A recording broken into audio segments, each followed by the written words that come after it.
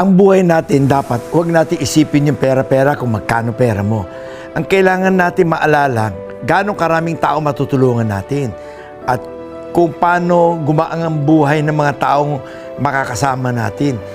Eh yung pera, measurement yun. Para sa akin, hindi yun ang measurement ng success in life eh.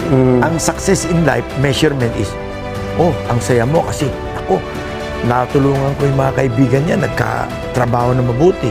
O, yung mga batang yan, napag-aaral natin. Yun ang kasiyahan ng buhay. Eh yung yaman, numbers lang yun eh. Eh meron kang 100 piso o meron kang 100,000 piso. Pare-pare na yan eh. How many times can we eat in a day? 2 times? Pwede ka ba kumain araw-araw ng baboy, adobo? Eh maimpacho ka. Pwede ka ba kumain ng steak araw-araw? Impacho rin. Nowadays, laging iniisip ko is, we eat to live. Parang kumain ka para mabuhay ka. Huwag yung mabubuhay ka para lang kumain na masarap. Masama yun. In as much as possible, tinatry ko maging simple living lang. Eh kung may pagkakataon nga ako, pinakamasaya ko sa buhay, yung nagpapahinga ko, o makita ko yung mga anak ko, o makita ko yung mga apo ko, yun ang pinakamasaya ko sa buhay. Isa naman eh, wala naman ako ibang bisyo. Hindi naman ako nagsusugal. Hindi naman ako nakikipag-inuman ng alak sa gabi. O nakikipag-istambayan. O pupunta sa mga nightclub at bar. Wala naman akong bisyo eh. Ang lahat ng oras ko, ini-spend ko talaga sa trabaho lang. Pati holiday. Sunday, holiday, whatever day. Basta ako, 7 days a week may trabaho ako. Ngayon, pag namatay ako, bubuksan ko yung ataul ko, wala akong dadalhin. Ganon din yun. Kanya lang, habang buhay tayo at habang healthy pa tayo, gawin natin lahat ng magagawa natin para sa pamilya natin at para sa bayan. Ay, hindi pinapangarap yung magtrabaho. Basta tayo, trabaho lang na tayo ng trabaho. Eh kung ano mangyari, mangyari na. Kung may konting swerte, di swerte. Kung wala naman, pasensya. Alam mo, yung mga nagpaplanong maging somebody o yung mga nagpaplanong parang entitled, hindi yun nila ma-achieve yun. Lahat ito na mangyayari sa'yo ay bigay lamang ng Diyos sa'yo. Bigay ng Diyos sa buhay ng tao yun. Kung ano yung kapalaran mo, yun. Eh ako, hindi ako nagplano ng kahit ano. Ako nung maliit ako, nag-aral ako ng ordinaryong eskwelahan, lumaki ako sa Tondo, wala naman akong planong kailangan magkakotse na maganda o kumain ng kung ano. Wala po akong ganung plano. Araw-araw lang po trabaho. Eh ngayon, kung may konting swerte, sige. Kung wala, pasensya. Ano bang kinakain ko araw-araw? Kung ano yung kinakain ng empleyado ng San Miguel araw-araw, yan ang kinakain ko. Pwede mo itanong kahit sino waiter dito. Yung kinain ko kanina, isang cup na rice, may isang soup, o hinalo ko yung sabaw doon sa kanin. Kinain ko, tapos na. O, binigyan ako kanina ni Jan, ng isang perasong bangus. Kinain ko rin yung bangus noon. Busog na nga ako eh. Kinakantsawan na nga ako, marami na ako kumain eh. Ibig sabihin, yung pera hindi mo madadala. Kaya huwag mo jujusin ng pera. Yung pera is meant to be shared, is meant to be used to help our country, our people. Eh, huwag tayo magdamot sa mga kababayan natin. Oh, Anthony, ilang taong pinagamot ko, lahat ng klaseng sakit. Ilang taong pinalibing ko, ilang taong pinag-aaral ko. Pero hindi ako kumukha na iba, diyaryaryo ko pa yan kung sino-sino pinag-aaral ko, sino pinagamot ko. Hindi ako yung ganun. Hindi tayo yung humahanap ng publicity. Eh tayo, ginagawa natin lahat ng magagawa natin para makatulong sa mga kababayan natin. Ganun lang po tayo. Wala rin akong planong mamulitika. Baka iniisip nyo. Kaya ako tumutulong dahil may plano ako. Kahit barangay captain, wala po. Ako, araw-araw ang aking isip is trabaho lang. Araw-araw yun. O yung trabaho ko, pagre-repair ng mga lumang kotse ko. O yung trabahong pagre-repair ng karsada. Yung trabaho nagre-repair ng planta. O yung trabahong nagmamanage ng mga kumpanya natin.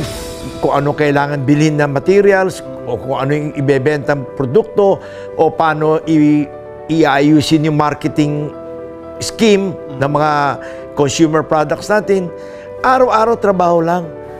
At kung ano man ang abutin, yun lang ho. Hindi naman natin mapaplano kung ano yung aabutin natin, hindi ba? Ay, naku, purong lumang kotse. Alam niyo, parang pera yan, hindi mo binibilang eh. Pagka nagbibilang ka ng pera gabi-gabi, patay ka na. Pag nagbibilang ka ng kung ano meron ka, malapit ka na magpaalam siguro nun. Siguro, kailangan, happy ka lang kung ano meron dumating. Sinasuggest ko sa mga kaibigan ko o sa mga pamilya ko, mga anak ko, kayo ka ako mga anak, huwag niyo itatago yung pera sa bangko. Kailangan yung pera gumulong.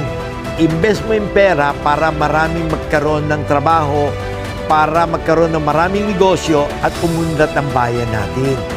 Yung taong may pera, itinago lang sa bangko, walang pakinabang sa kababayan natin yun. Kaya ako, lahat ng pera ko, lahat ng meron ako, itatayo ko ng pabrika yon, itatayo ko ng karsada yon, i-invest ko ng kahit ano yon, para sa ganun, gumulong ang economy natin. Yan ang ibig sabihin doon. That is good even for banking business. Dahil if you invest your money, then that's part of the equity. Uutang ka rin sa bangko. O di, everything moves, di ba? Kailangan tayo, simple lang ang buhay natin. We live within our means. Tingnan mo yung mga ibang tao dyan. Nakatira na nga sa barong-barong. Nakatira na ng kung saan. Naka-signature na damit. Naka-signature na bag. May aso pang maliit. Mag-aaway na kami nun. Pinutukoy ko to especially sa mga anak ko. I do not allow them to be going around na magyabang ng kung ano-anong sinusuot at kung ano-anong dinadala. Kailangan tinuturo sa mga bata na matuto ng simpleng buhay. Yung anak ko bunso, si Jacob, kagagraduate ng college, pinadala ko sa probinsya, sa Pangasinan, sa planta. Sabi ko, diyan ka magtatrabaho araw-araw, diyan ka matutulog, kasama mo kakain ng lunch at dinner yung lahat ng empleyado. Huwag ka makakain-kain sa labas ng McDo o kung ano-ano, ha? Dahil you are going to, as if, show them na hindi mo sila kapareho. Kailangan habang nandiyan ka, kasama mo sila, kung ano yung kinakain nila, kung ano yung ginagawa nila, pareho lang kayo. At yung bihis mo, kailangan simpleng damit, t-shirt, at kung ano yung uniform doon, yun din ang susuotin mo. Ganun ang suot ni Loco ngayon doon. At huwag niyo bibigyan ng malaking baon. Huwag niyo rin bibigyan ng baon, kailangan magdala sila ng pagkain, yun ang baon nila sa eskwela. Huwag yung pupunta sa eskwela at kung ano-ano binibili. Pinalaki ko sila, na nagmeron silang laging baon papuntang eskwela, yun ang kakainin nila. At wala silang bibiling kung ano-anong kalokohan na burloloy. Para mas matuto. Otherwise, pare, later on, hindi mo na makakausap yun. Mas mayabang pa kaya sa atin yun. Kasi sa mga gusto magnegosyo, magsimula magnegosyo, identify anong negosyo papusukin mo. Get into something na walang masyadong kapital at kikita na kayo. Tulad ng services. Ano yun? Kamukha ng warehousing. Kamukha ng mga personal storage facilities. Di ba? Kung gusto niyo naman magtayo ng mga food-related, yung mga parang portable cart, na dadalhin lamang yung cart doon, bubuhatin lang, ibababa doon, yun na. Imbis na nagtatayo pa kayo ng kung ano-anong konkreto, kung ano-ano. Pag nalugi at yung lugar na yun, hindi na-click, hindi mo na malilipat. Samantala yung kung mobile, isasakay mo lang uli yun. Lilipat mo sa ibang lugar. Click na. Kita ka na. Ibig sabihin, get into something least capital, pero walang masyadong kalaban, walang masyadong kakompetensya.